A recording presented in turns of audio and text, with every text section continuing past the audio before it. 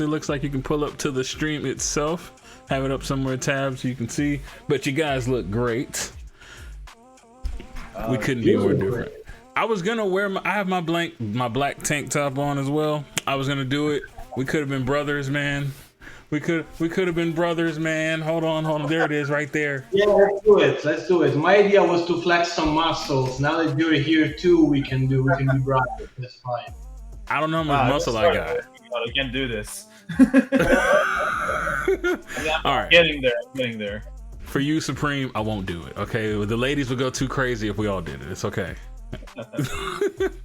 All right. So I have been eyeing this game for quite a while, if I do say so myself, and I've loved every minute of it. I put you guys in the showcase. You were #1 on my list. So far, I haven't missed. There was another game I put on the list that just dropped and it did well, so I'm assuming that you guys are gonna also do well. So I want to start with like a softball question for you guys. Let's get you acclimated to the podcast. All right. When I think of something being cookie cutter, I think of very copy and paste with no originality, but this game is just oozing with originality. So why the name Cookie Cutter? This is a trick question. This is a trick question, and it's a trick decision we made actually. Okay. First thing first, I just like the sound of Cookie Cutter. It sounds nice. So it's like, imagine that it's like a pop song, you know? When you need to came out with the name of a pop song, you want something catchy, you want something, I don't know, Cookie Cutter sounds amazing. The second thing because of Cookie Cutter is that out there is a lot right now, not out there right now, in general, sometimes people will love to create something using a lot of standards, you know? And that in the end will produce something that is a cookie cutter made, you know, it's like pam, pam, pam, pam. Right. Everything we've done and all of the decisions we've taken in this game, it's totally not moved by what is trendy or what it can work or what it can sell. So everything it's come from us, and this is definitely not cookie cutter. And I love the anticlimax of these things. You call something cookie cutter while you're totally trying not to make cookie cutter content on it. And the third reason is the first reason again, it sounds nice, it sounds great. Well, that's all the reason you need it. It sounds nice. Is that you could have stopped there. You had me. You know, I got a cousin named Lil Tony. He's like 7 feet tall. That makes perfect sense to me. There's a lot of irony in this title, and it's something you will find throughout the game too as well. The game has a lot of attitude, and it's not shy to just talk back to you, you know. Yeah, I get it. So one of the things that I was trying to explain to people, the game is described as let me try this right, hyperviolent techno-pop-punk post-kawaii Metroidvania. That's a lot. Can y'all explain exactly what that means? So, techno-pop, it comes from music. Okay. Punk, techno-pop comes from music. When I think of the game, I think about all of the musical influence that bring us to do the game. And definitely techno and punk, definitely comes from music, from the music you heard generally. All of the music I heard, all of the music we heard, we use it to get an influence on what we're creating. The post-kawaii is because the style of the game is a little bit Japanese, because that it's in the culture that I received when I was a kid. But it's not kawaii at all. So I came out with the idea of post-kawaii. It's a term like post-punk. I just play with words there.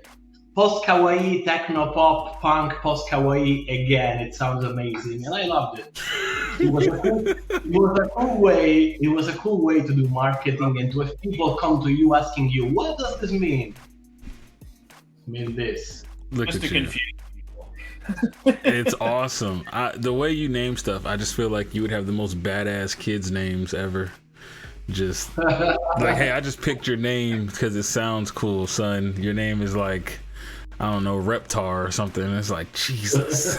This kid's a stud. My daughter Toyota, she's so nice. Yeah. But chat wants to know. Chat says, are you currently working on any new projects? Excuse me. Is this for us? Yeah. Mm-hmm. Are you currently working on any new projects? We're working on this. It's like 6 years that we're working on it right now. It's a lot of time. But Gabriel finishes his work with us and he's doing more exciting things. But I don't know if you can talk about it. No, I can talk about. I'm currently not on the cookie cutter anymore. I started a contract somewhere else, but yeah, I'm under NDA, so can't say anything, unfortunately. Yeah, but definitely we're a long way cooler than the new job. Definitely. we can pretty much bet money he gets to work with you, man. So, who is in control of the Twitter page? Which one of you? I have the dishonor to have the control of all of the pages, so you will see a lot of weird rant in a broken English, and a lot of weird sentence in a broken English. That's me. Best marketing ever. Yeah. Well, I wanted to talk about that. That's one of the main reasons we started talking in the first place. Recently, I saw you speak out against the criticism that your game had misogynistic undertones. Now, what was that about? Okay, it's weird because at some point when you're doing this job or when you're out there putting your things out there, you really need to come over with the fact that audience will have an idea about you, about what you're doing. And in the beginning, because this is the first time that we had such a large audience, it was weird for me, you know? In the beginning, for them, we were a bunch of feminist, upset little girl who want to destroy the patriarchy. This is their idea of us because of the tone of the game. Everything is pink, the main character design. We were a bunch of girls try to destroy the patriarchy. Later, we became a bunch of misogynistic people that love to show beat 'em up girl with bloods and destroyed with rib cage open and guts upside in, inside out. Later, after maybe the other day I vented a little bit on social media because I was super stressed. But lately, I understood that everybody got their own vision of what you're doing, and this is fine. I cannot fight against people who had a vision that is totally different for what I'm trying to do. So it's fine. It's cool, you know, even if they got this idea, it's fine. I got a lot of stupid ideas about any other content out there. It's just fine. Okay. Basically, we just want to make a nice game. We just want to make a great game, and we just took some weird stuff and smushed it together, and there you go. You got cookie cutter. I feel like any game would create a controversy now anyway, so might as well go all in and try to make people react, you know? Absolutely. Yeah, and you can't win. People will complain against even beautiful things like, I don't know, Uncharted, or I don't know, Fallout. Every beautiful things out there got a lot of people who don't like them, and they are really vicious against it. It's part of the game. Yeah, I agree. Everybody's super sensitive these days, and I don't quite understand it. So I just say whatever. I mean, if I'm gonna piss you off, I might as well piss you off being myself, right? That's how I look at it. So you said it perfectly. Being yourself. People want you to be yourself, otherwise you're fake. But if you are yourself in a way they don't like, they will crucify you. But again, this is part of the game. You choose CJ to be out there, putting your face in here. And this is part of the game. People that come to you telling you, "You suck, man. You look like Jesus." You know? Yeah. Hopefully not with that voice, but yeah, I get you. No, it's the voice. I'm surprised to say to dare making something different, I guess. Yeah, you got to be outside the box. That's the only way to not be cookie cutter, for lack of a better phrase there. Oh, there you go. Look at you, puns all around. All right, so will there be a playable demo in the future for us to check out before release? We don't know if there will be a demo because we're really, really close to the end line now. So having a demo right now, I don't know, but we're really close to closing it. We're polishing, we're porting it.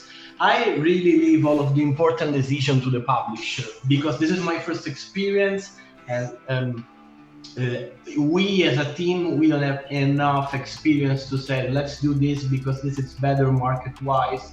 We leave that to the publisher. They're doing a great job.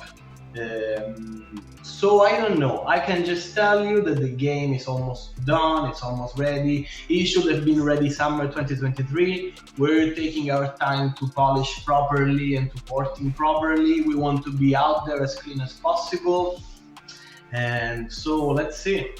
I have no idea about the demo. I can answer that, sadly. Okay. Well, I'll cry in the car. That's fine. How long does it take to create a game like this that's hand drawn? How long would that take? It took the whole 6 years? It took 6 years. It took 4 years, me and the programmer, to make the prototype. And later it became a full project for 2 entire years with this beautiful guy over here as level designer and other 13 people, for a total of 14 people making the game. We had a writer, we had the producer of Fallout Tactics, we had a really good game designer, we had one of the really coolest and best animators from the show Castlevania on Netflix. I try to find the best people around, the best that I know, the best that I was able to reach to do the project. And the cool thing is that each one of them put something about himself in the project. So it was a blend of these 14 beautiful people doing something that, I don't know, doing the biggest gift to Mother Art they are able to do. This was our plan. Sounds like it worked out for sure. We did our best, man. We did our best. It was crazy. It was a crazy amount of work because cookie cutter animation are really needy. Each frame's got a lot of details. We don't animate just shapes with a single color. There is the dark tones, there's the highlights, the chromes in the metal, the fucking tattoos. Every frame you need to draw all of the tattoos. Every frame you need to draw all of the details. Yeah. And we did it not because we wanted to flex that we are cool. We did it because we tried to push our skills. We tried to put all of our passion. We treated the game as the animation in all of the other things, in the game design, in the level design. We really tried to do our best. This is our first work as a studio. It will be not Game of the Year. It will not be Game of the Year because this is a first product of a first studio. But trust me, there is a lot of love and respect, and you will enjoy the experience of the game a lot. And I guess the last 3 years have been the most crucial one. Once I mean, Stefano worked like 6 years on animation purely, and once I joined as level designer and game design started to happen, it's now that we realize like, oh, maybe there's some stuff that maybe needs to be tweaked. But the thing with hand-drawn animations is that you have to be very, very careful on what you want to tweak. Let's say if there's an enemy that let's say I'm saying, oh, his attack is too slow. Well, you can't just speed up the animation. There's going to be some stuff that you need to redraw all the frames. So we had to be very careful and make sure not to waste too much time on making animation. So we have to. It needs to be perfect on paper before we try it in game and make small adjustments. So it's been a very, very busy 2 year, I'd say. Was it 2 years? Yeah, 2 year. It was 2 years. It's still going on. And at the same time, on top of what she said, you need to be careful and everything, but at the same time, you really run against the clock, you know? Yeah. Right. Because you don't work out of inspiration. People think that when you do video games, like you're inspired to create art. You're under a lot of stress. there is a team, there is deadline, there is milestone, there is a lot of factor that gives you stress, and you need to find your inner peace and your joy to still keep being productive and being, the best version of you in that context. It's not easy at all. It was really challenging and humbling. Yeah, I get it, man. I've been a beta tester on and off since like 2014. So I've been a part of some crunch, if you will. Whole lot of NDAs, a lot of stuff getting changed at the last minute, and you have to like figure it out, and then they push the dates back. So it's been kind of wild. So actually, I got another beta test I got to do tomorrow that I technically can't talk about. But yeah, so that's kind of how I stay in the loop with so many games. It's because I'm always getting tossed different games. Hey, have you seen this? Have you tried this? Sign up over here. Let's do the. And it's like, all right, man. I wanted to do Ghost Runner 2. I was trying to get on that team, but they filled up super quick. They were like, nah, bro, you good. So that's fine. Now, a little bit more serious. What engine are you guys using for this? Was it Unity or something else? Yeah,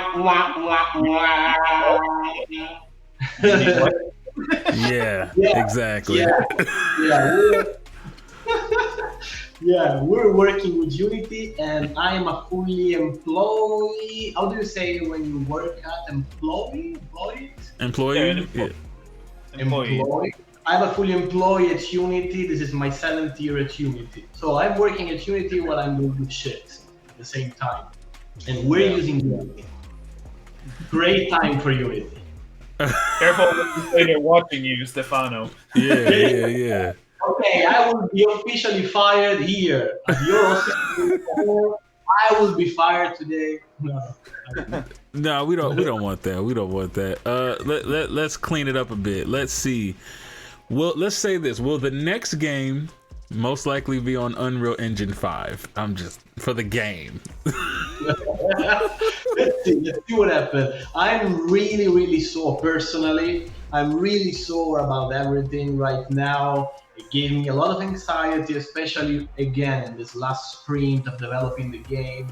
This was bad news. I know that Unity is doing a couple of steps forward now, but I really don't know when it will happen, and I don't want to talk about it.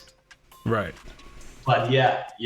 I will hope that all of the skills and the expertise we develop working with Unity, I can use it in the future, and I don't have to flew away from this place, from this software just because of what is happening right now. It will be a real sore for me to do that. Yeah, and I think 2D development on Unreal, I mean, it's getting there. Just correct me if I'm wrong, there's not many like fully 2D hand-drawn animated games on Unreal. I think it's more, Unreal is more built to make like a full 3D, beautifully ray-traced next-gen games, while on the 2D platform is, I guess Unity had the upper end. I say had, is it going to reverse? We'll see. Right. Godot is, if I'm pronouncing it correctly, Godot is gaining a lot of attention right now. But I saw some 2D games on Unreal. I think there's a few. There was a game you were playing, Stefano, the kawaii anime game, 2D, Blood. The Metroidvania, the one that's like Castlevania. It's made on Unreal. It's made in Unreal. It can be Bloodstain, but that's not 2D. That's 3D. Well, like 2D, I guess. But yeah, pure 2D on Unreal, I guess. Well, I don't know. It's speculation from now, but if Unity falls, I hope that Unreal will pick up the ball and propose alternatives for making fully 2D games on their platform. If Unity falls, I'm screwed because I got a mortgage to pay. Oh, no. It'll be cutter, not cookie cutter. No. I will go out there and I will sell ice cream again. Sell ice cream? That's what you did? No, it's not true. Oh. But I will. Like what? Hey, that's cool. I'm made of questions. I would be trying to figure it out. Like, how do I get your contact info? I got a guy who can get you Rocky Road anytime you need it. Hit me up. I'm the plug, right? I got you. So we can get away from the Unity questions right now. I just had one that I was kind of like, that's cool. What was the inspiration behind calling the androids Denzels? I love this question, my man. I love it. Okay. Okay, everything started when I was 14. I was drawing a lot of comic book, a lot of them every night. Comic book. I will invent story, and I had this world, the cyberpunk world, named Capitolo Zero in Italian. It's Chapter Zero, and I started drawing this little fella, and he had this plastic spherical face with the rounded eyes and a big smile, and I imagined him a robot. And that night I came out with the name, and the name was Denzel Washington. His name was Denzel Washington, but it was not his name, it's the name of the entire, they're not calling it robot anymore. They call it Denzel Washington because they got this souls inside. I just want to deconstruct the idea of the robot and came out with a new name for it. I wanted to fuck with your mind with a new name for the same concept. Later, it became just Denzel. So they are Denzel. Later, after a lot of years, just Denzel. And right now, nowadays, it's so vivid in my mind because it was in there for so long that for me, Denzel is really work as robots. Denzel are not normal android. They are android, and their AI is ruled by a human soul. Did you see that episode of Black Mirror when they go after that to that server, I don't remember the name of that episode. Do you know what I'm talking about, CJ? I have not watched a lot of Black Mirror. I'm like the only person on the planet who has not watched Black Mirror. Cool, it will just make you sad and interested, but mainly sad. By the way,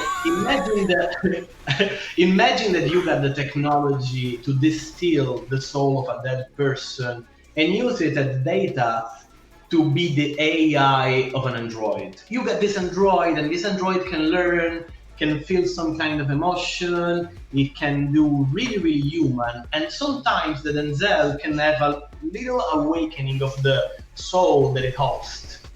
This was the entire idea around the Denzel.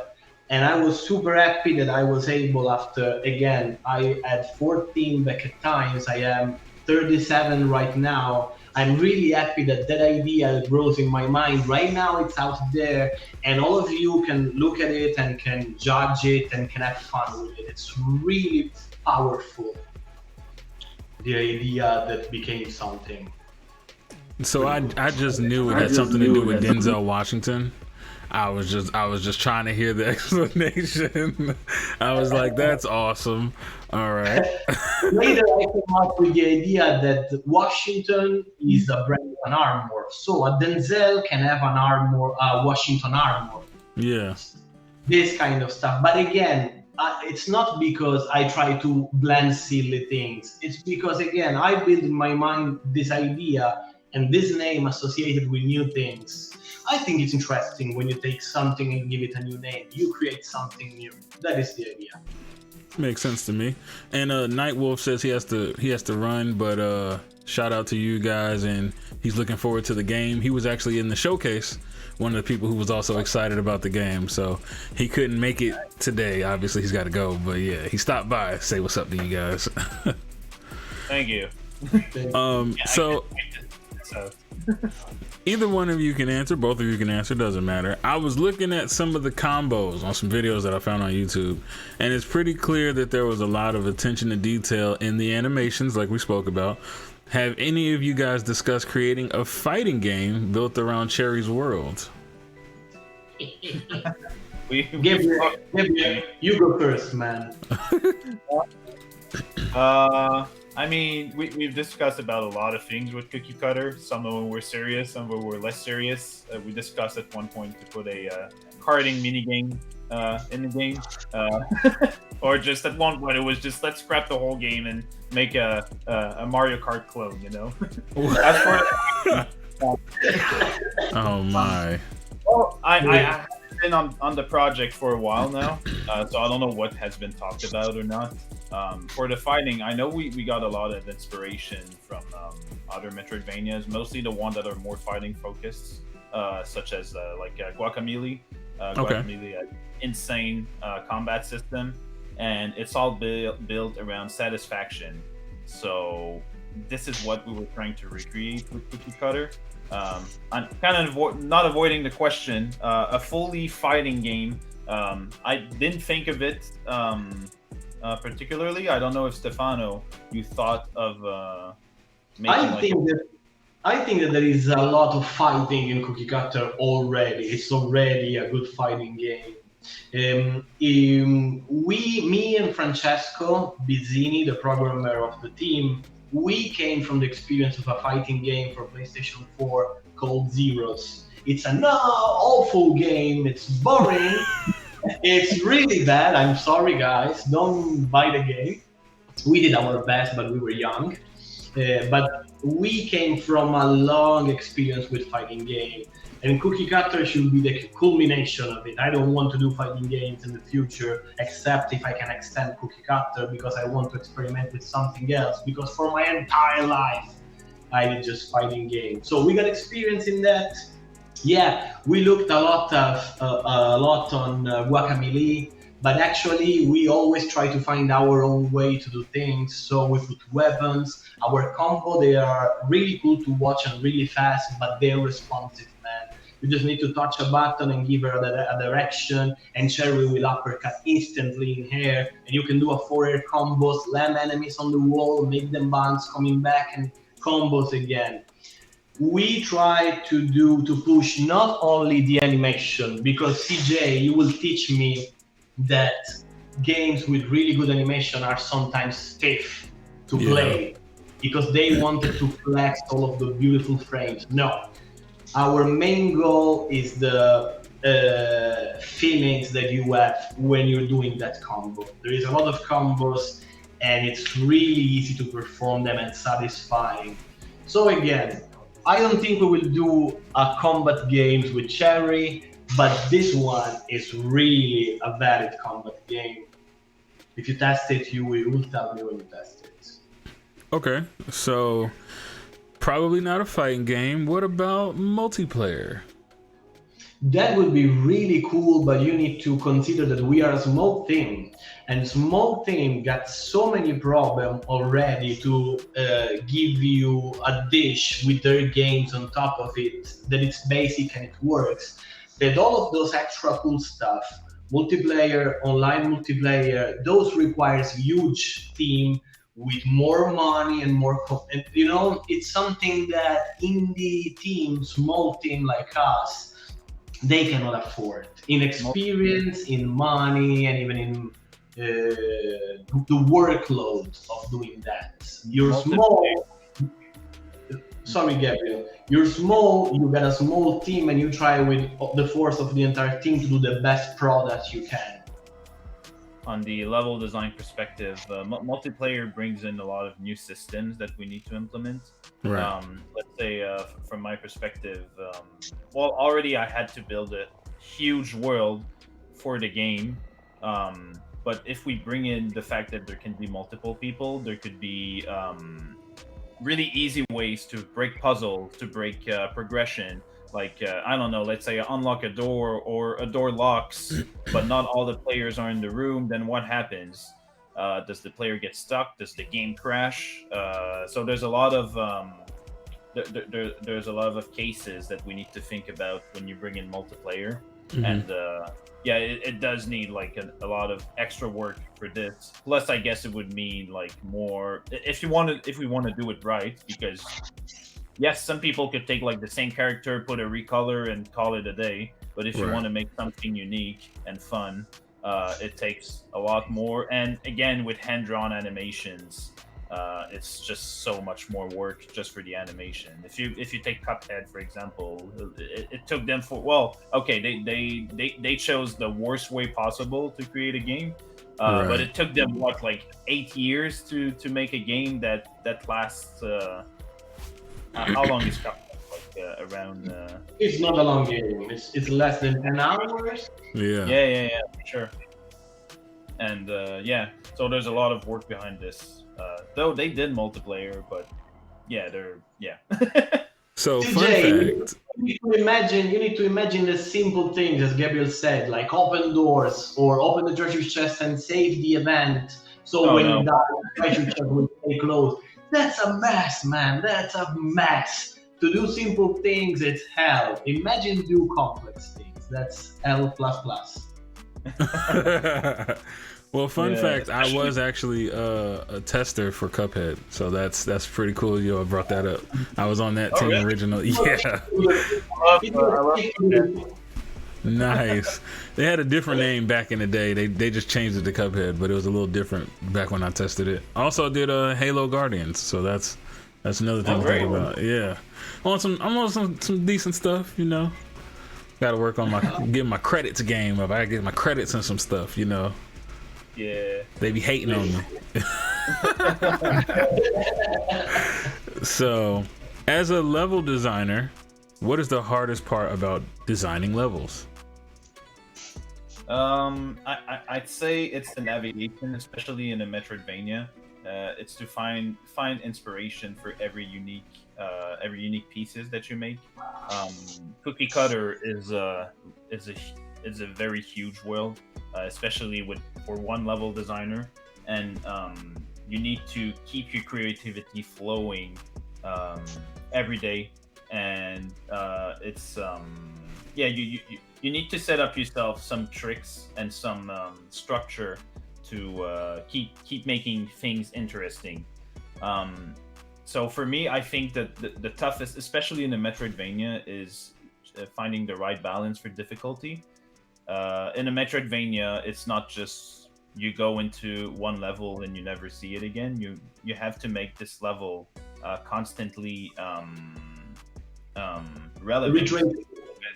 Exactly, because you're gonna come back with better abilities in this spot somewhere later in the game. So you really need to think. You need to think in the past, in the present, and the future when you're designing it.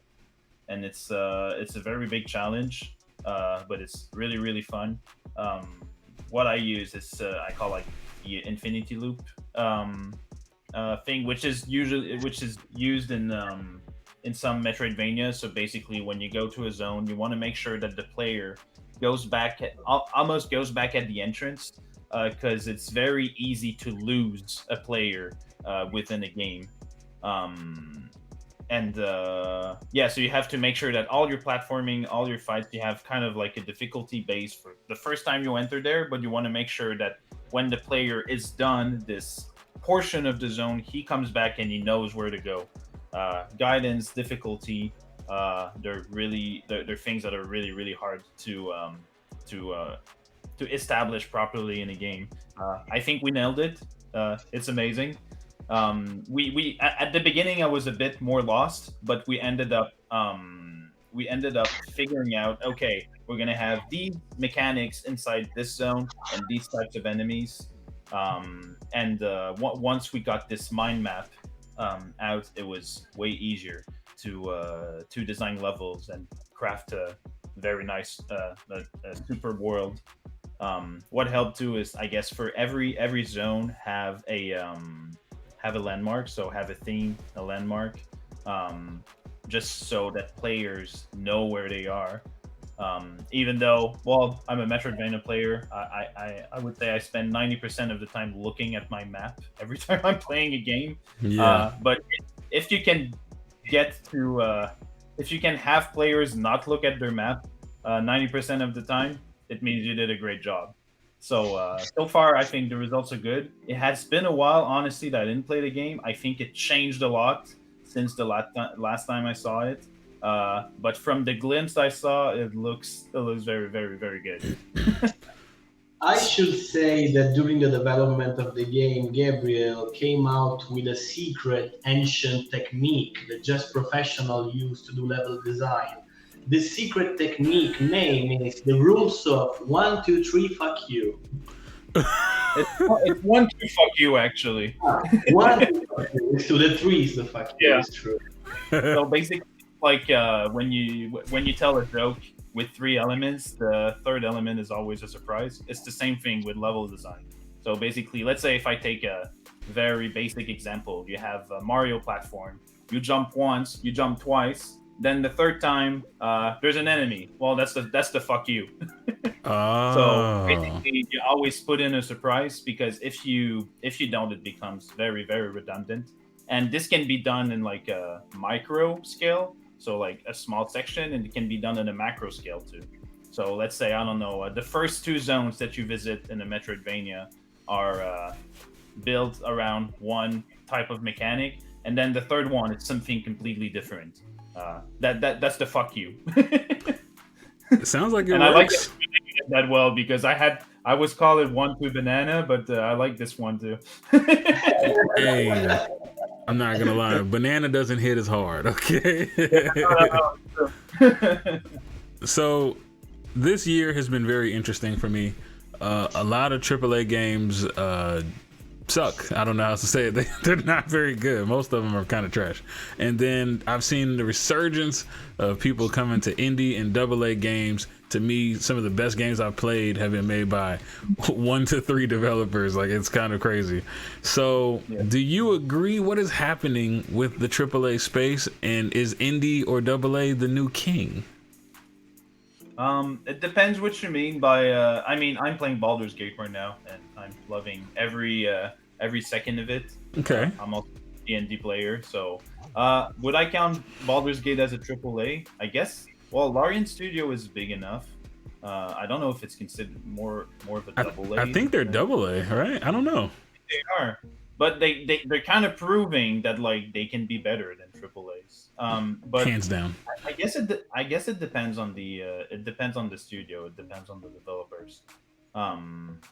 Yeah, I don't have much of a say about AAA, just because but I think the indie is where you get very weird mechanics that maybe AAA developers don't want to take the risk to get out. Yeah. But that's pretty I much agree with you. I agree with you, Gabriel. And I don't want to elevate indie games the new cool, while AAA will be horrible. There's shit in all of the category. If we try to find a unit, is the human being. You can have the human being that's doing a shitty work and a human being that can do a great work in both categories. Lately, I fell in love with Lisa the Painful, and I played even Lisa the Joyful. That is the best indie game ever for me. It's really shaken me. It really makes me hype. I love it.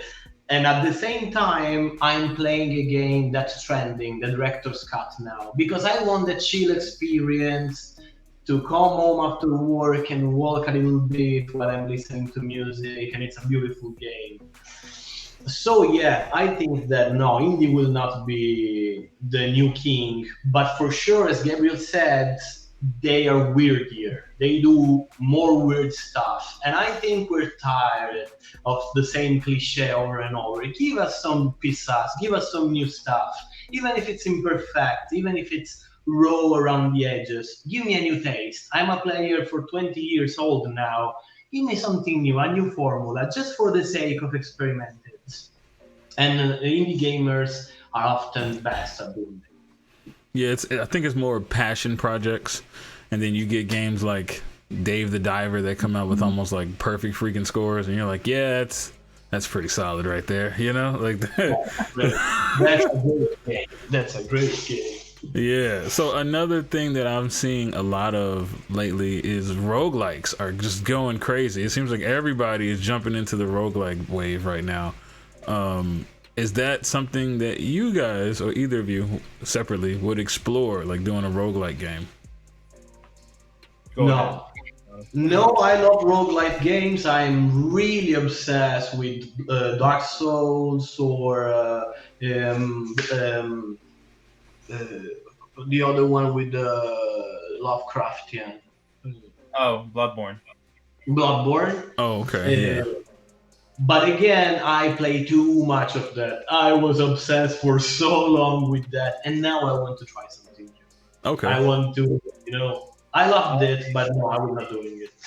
I've played a bit of roguelike. I mean, I've played Hades, Binding of Isaac, um, some games like this. Yeah. I never thought of working as a level designer on a roguelike game. It's a very different experience from building building a Metroidvania, for example. Right. Just because of the procedurally generated tiles, it's a very different line of work. I wouldn't say I'm close to it. I'm just not sure. I've never worked on a roguelike, so I don't know what the experience is like. Um, but yeah, I do agree though that there is a lot of developers that are making roguelikes now. I guess it's I guess it's the trend. Yeah. Once you get the code up and running, and you get a strong design, I guess it's because it's easy to create. Well, not easy, but it's a way to create a lot of content. With being a small team, so yeah, I would guess that's why. I guess a lot of indie studios are hopping on the onboarding the roguelike hype right Right. now. Roguelikes and battle royales have like taken over the internet right now. And I've seen I personally didn't really like roguelikes. And then there was one, it was the Blaze Blue, which is normally a fighting game. They got one called Entropy Effect, and I'm like, all right, now this looks kind of cool. Like, I'm sorry, I might have to play this one. So Nice. it's like they took their fighting game stuff and threw it into a roguelike, and everybody's like, yeah, they're already saying like, could this be the best one? And I'm just like, I don't know, I don't play these enough to say that, but it's just interesting that everyone is doing it. And then there's a lot of these repetitive looking small differences between them type battle royales that for a long time were just every week it seemed like there was a new battle royale game, and there was so much competition that none of them could really hold a fan base for that long, to me. Yeah. Like, so I gotta figure out what the heck I want to play and which one sticks now. I know you guys have been telling me a little bit about what you've been playing, so I guess softest question of the night: what is the most fun game that you guys are just obsessed with right now? Right now, we're just However you want to answer it, that's fine. I know you said Baldur's Gate. Right. I'll say Baldur's Gate, but I just finished Tears of the Kingdom, and I had a wonderful blast. It was such a great game. Coming from a guy that didn't like Breath of the Wild, I switched my mindset for this game because I'm a completionist, and I like to do everything at 100%. And when I started Breath of the Wild, I was like, I'm gonna take one section and clear everything, and then move to the next one.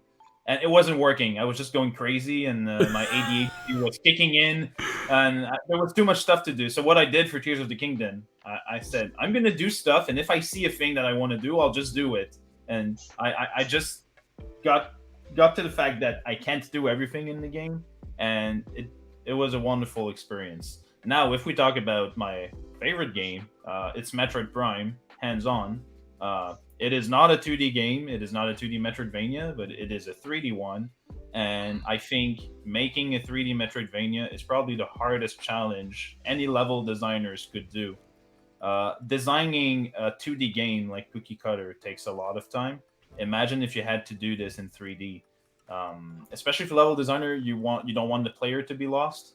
And in a 3D FPS game, it's even harder to make sure that the player doesn't get lost because you have a 360 angle off of everything.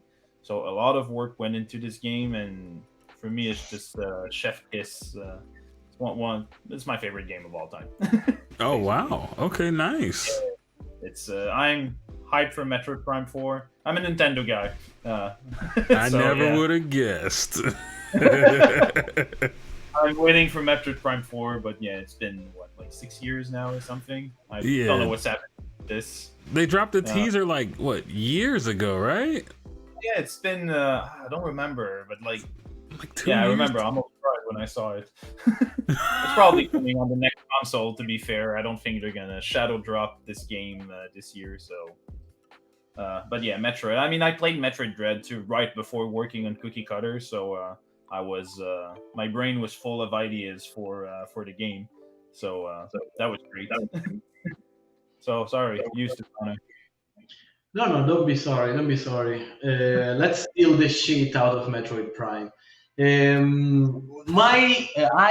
I was totally obsessed for months with XCOM games. XCOM games. I played all of them.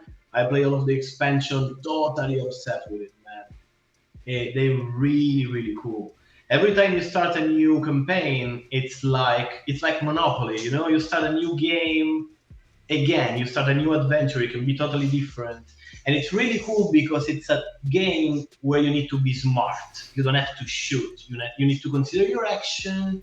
You need to consider the reaction of your action.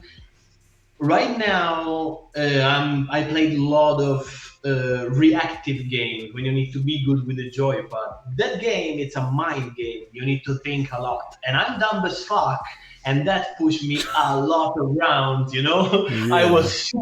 I was super obsessed with it, and I'm trying to detox for it. But let's say XCOM forever. 3-4 months of just XCOM. I think I play literally every category of game just about. I've got some that I've been thoroughly impressed with that I never thought I would have played in a million years.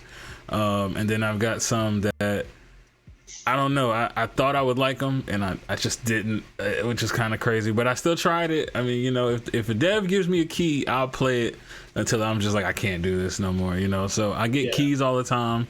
I got a couple of them, and they're like, hey, do you want my feedback? Because it's not going to be great. So, you know, I try to be as honest as possible. I don't want to like rip anybody to shreds. I know people work on these things for years, but some of them is like, come on, man, you knew this wasn't ready to ship. What are you doing, right? 2 seconds into the game, I glitched across the screen. Like, nah, we're okay. Listen. No, that's unfair. Can I ask, how long are you playing right now? How old are you, and how long are you playing? I am 30, and I've been playing games since, I don't even know, the original PlayStation. Somebody got it for me when I was like a kid, and then I just became obsessed with everything related to gaming. I wanted to be a voice actor. I was like I make music too, so I was trying to like get my songs like thrown in video games.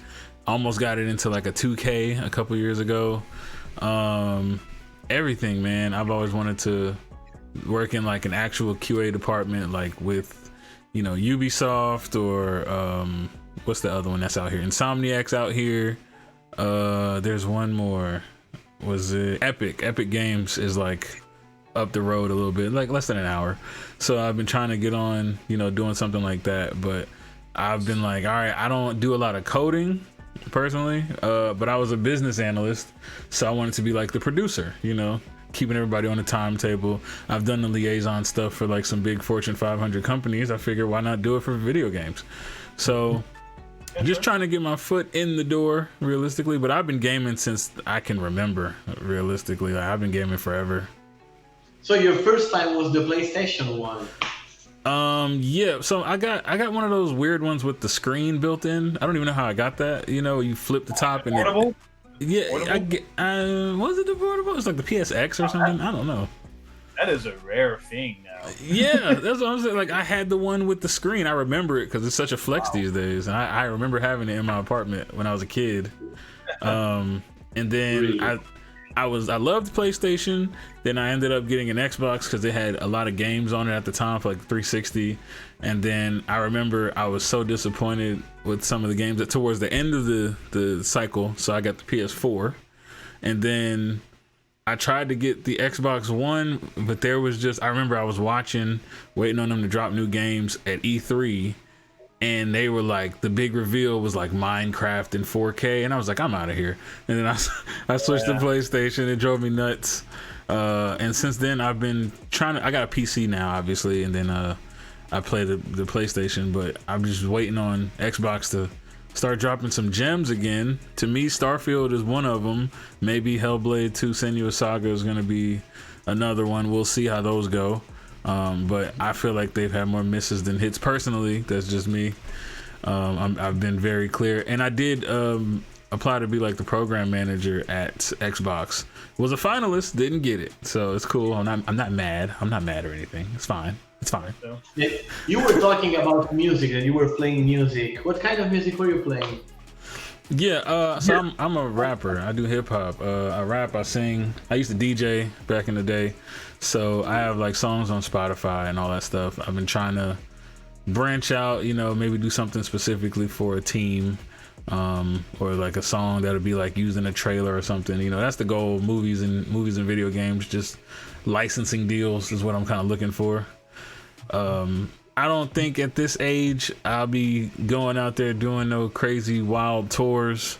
It's more so I want to stay at home with the kids and maybe send off a track here or there. That's what led me into voice acting too, because like I could do that.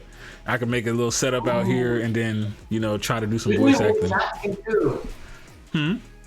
Oh, let's do something together, CJ. Okay, let's do it. Let's do it. I'm all for it. I need to get.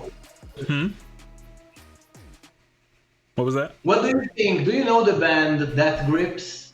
No, I don't. Okay. Is there another band you want me to? I can look them up. I will share something with you later, and we will talk about something later. We'll talk about business. Okay, there we go. Business. I'll be sure to be sober for business. Got it. I'm never sober for business. Never mind then. Let's bring on the drinks. But yeah, that's literally all the questions I had for you guys. If you got any other questions for me, let me know. You started as a QA? Did you ended up doing QA or because I started as a QA too, that's why I'm curious. So it was like, okay, in college, I got asked by some random third party company, like, hey, do you want to make a little extra money? We'll send you codes and then you can test it and do the error reports and stuff and then send it in. So I was like, I guess, sure. I thought it was kind of like a scam, but it was real. They were sending me games and I was like testing them and all that. And they were like, yeah, but there's a ton of anonymity in this. It'll just say that it came from our studio. It won't say each person that worked on it. And I was like, what? So that's the extent of what I've done. So I'm like, I do the same stuff, but they don't know my name, which kind of sucks. So I'm like, all right, I have to tell them, like, all right, I was on this team at this time, then they can kind of figure it out that way. But I don't have like proof, even though I still do it. I can do it right now. Yeah, of course. Well, you can talk about it. Yeah. I think the QA studio I worked for was the same thing too. It was you wouldn't get your name and the credit, it would just be like right. The studio. But yeah, I mean now I don't mind as much if my name is not up there on the credit, just because I don't know. I have my LinkedIn, so if people want to look up what I worked on, you can just look it up there. Yeah. But yeah, it's just I just like to work on have like different experiences for every type of game, and I think I have a good portfolio for this now. I've worked on a bunch of things, so yeah, I'll never give up the video game industry for sure. I know it's for anyone listening. I know it's hard to get in there, but persevere and just practice and make some contacts, and you can get there. Sorry about my dog. Bring it here. You want me to go get it? Who's dogging? That's my wife's dog. Somebody was knocking on the neighbor's door and she's like going nuts. I'll go get her if you want. Seriously, I'll go get her. We can do it. Matter of fact, you know what? Where's my camera? Let me turn this camera. I'll be right back. Let me go get this dog so she shut up. Sure, man. Nice to see you back, Stefano. It's really cool, my man. It's 7 years now and we don't see each other. No, it's not. 7 years? It's not 7 years. It feels like 7 years. It's been what, like 6 months or something? Yes, yeah, it's true. It's true. I miss you, man. I miss you. It was good time together. Yeah, it was fun. There we go. Oh, there you go. Oh. This is gonna be interesting. All right, there she is. Hello. This is the little one. The eyes. Yeah, She look upset. Anyway. I don't know what she is. She's like a mix of a bunch of things. So this is my wife's dog. I have an Australian cattle dog, like over there. Okay. And she never makes a sound. She doesn't bark unless someone's trying to break in. So I know the difference. Like she barks at everything and the other one barks at nothing. So you good? It's really cute. What's her name? Her name is Nyla. Yeah. Nice to meet you. I wish she could hear you. She'd be probably barking at you. So she's like, I hear another man. There is a weird man calling my name. Yeah. Oh, she's all chill. How did you find Cookie Cutter, by the way? Was it on Twitter or? That's a good question. Where did I find it? It was on some random website. I don't even know. I Google searched the weirdest stuff, and I don't know how. I think I was looking at a different game, and then it was like games you might like, and then it was like, oh yeah, there's a new game coming out called Cookie Cutter, and then I think I went and typed it in, and I saw like something from IGN about it. Possibly, yeah. And then I was like, "What is this?" So I just kept looking at it. And then I just was like, "I'm gonna go down the rabbit hole now. Let's go on Twitter." So I was basically stalking you guys. Like, yeah, this game's awesome. Yeah, that is one of the coolest things that can ever happen to us.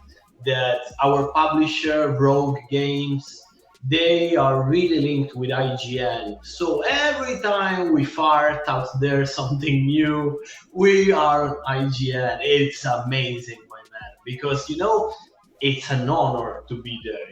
You start from your small room in your I don't know, in your bedroom, in your place. You do something, and IGN shows to the entire world. It's super cool, and it's a really huge honor to have it. We're really lucky to have that.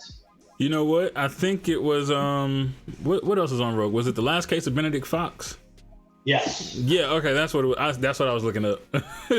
And then somehow it led me to you guys, and I was like, okay, cool, because I know they're under Rogue too, so that had to be it. Did you play Benedict Fox? Did you play it? No, my backlog is insane, and I'm constantly in new games, so I haven't had the chance. I know it was on Game Pass, I want to say, right? So I think I can play it, but I just haven't yet. And I think didn't it win an award or something recently? Sorry, say it again. Did it win an award? I thought it won an award. Yeah. For best visual game somewhere, and they deserve it. The game looks amazing. Yeah. So when I saw that, I was like, dang, I do have to play that still. Like, it's on my list. So, I have a crazy long list. Like, I would say I'd play it today, and then I'm like, well, Lies of P comes out today. Tomorrow, well, the first Descendant has an open beta tomorrow. So it's like that. Wow. The Benedict Fox, when they put it out there, it starts in a weird way, man. Because the game looked awesome, it was really cool, but people complained a lot about the control. It was stiff, the control was not responsive. And now, after 2 months, I followed them. They fixed all of the controls of everything, and now the game is smooth back again. They did fix. This is another things of game development that it's really weird nowadays. You know what I'm talking about? You put your game out there, the community react to your game, and you fix it on the go. You make a better game. It's really cool. This was, impossible when we were kids. Yeah, there's a lot of patches these days too, and then certain ones allowing mods is also really cool. Like I modded my Sifu a long time ago and threw like Daredevil in it or whatever. So there's a lot of cool things that you can do now in video games, and I think any development team that listens to their audience and makes some changes is always good, especially if it's something that everyone agrees on. Like if two sides are fighting, then maybe let them hash it out. I wouldn't change something because then you just appease one side, 2K. But there's certain games where everybody's like, all right, this feels a little stiff, or this boss needs to be reworked or whatever, and then they go, oh, okay, well, let's fix it then, and then everybody's happy. So definitely appreciate that. Yeah, the best example of this, and they are not indies, are the guys who made oh, fuck. What was the name again? No Man's Sky? No Man's Sky. Yeah. 7 years of fixing it, you know, 7 years of being like, okay, guys, I'm sorry, I put it out, I fucked it up, but this is not the vision of the game that I had. Give me time, give me respect, and I will make you the game that I envision. I just need time because the vision was so big, was so way over me, was so way over us that I was unable back then. But right now, with all of the time, with all of the respect, I can make that vision real. That is super cool, man. If you look at it. My dog is snoring. What in the world? I was like, what's that noise? She fell asleep. It was my about No Man's Sky. I relaxed there. And now breathe and go down the downstairs. Oh my gosh. Yeah, I remember when it first released, I was working at GameStop, and there was like a lot of people saying, oh, this game is trash. And then I remember they put it out saying they were going to fix it. And I've never seen in the history of games, I would say, people actually take devs at their word as much as they believed No Man's Sky. Like by the first update where they were fixing things, they were really like, you know what, we'll give you some time. And then everybody was like, hey, have you seen the new update? Have you seen the new update? Yeah. And it just kept going. And now everybody's like, yo, this game is crazy. I don't see that too often. Yeah. You know, the problem is that when you put something out there and you give expectation to people, things start growing. And each one of us, when we see something that we love, we got expectation. And our minds start wondering about how cool it can be. But you don't know how the product is. So you create the expectation first. And they told us that it was an explored world with infinite generate world that you can explore and planets and stuff. So, you know, your mind was like, right. You need to be really, really careful, in my opinion, my stupid opinion, to the expectation you give to people. It's so easy. No, it's not easy. It's not easy at all. But when they get hyped about your product, they're over you. They're way over you. And that it's scary, man. Really scary. Yeah, I agree with that. Sometimes we put unfair expectations on developers, and then it kind of takes on a mind of its own, and then they have to try to live up to it. And if it's not what it was supposed to be, or if it's way higher than what they expected it to be, then now we look at them like they failed when that's not what they said in the first place. That happens way too often, I would say. And then there's some games where I feel like there should be a little more pressure put on them because they should be able to deliver it. Like, I know everybody's hyped for Starfield, but I said it before, Hellblade 2 looks like it's going to be a phenomenal game. Hellblade 1 was a phenomenal game. Why are we not hyping that game up more? I feel like that game's going to slide under the radar and then be considered a gem when I think they have like a decent team, and I think they're going to be able to build off what they did in the first one, and it's going to be phenomenal. So I want to see more people talking about games like that as well. But this was absolutely fun. I enjoyed it. Of course, I'm going to chop this up and turn it into a YouTube video as well. I'm going to maybe zoom in on that handlebar mustache as well, so don't worry. Right now, in like 10 minutes, I'm going to have to go get my other kid from school. So this has been fun, but to avoid legalities, I'm going to have to leave. You say what? Thank you so much for having us, CJ. It was a lot of fun. Thank you so much. You're welcome. I appreciate you guys. Anybody out there who was lurking, I appreciate you. I know most of my audience comes at night, but due to time zone differences, that would have been like 5 in the morning for you, so we didn't want to do that. So it works out, but I'm sure they'll watch the YouTube video later. It's not a big deal. Also, if you guys ever need anybody to do anything for the game, get my name in the credit, you know I'll cry, so I'll do it. Okay? Let's do it. Awesome. Let's talk business later. You got it. You got it. All right. Later, guys. Have a good one. You too.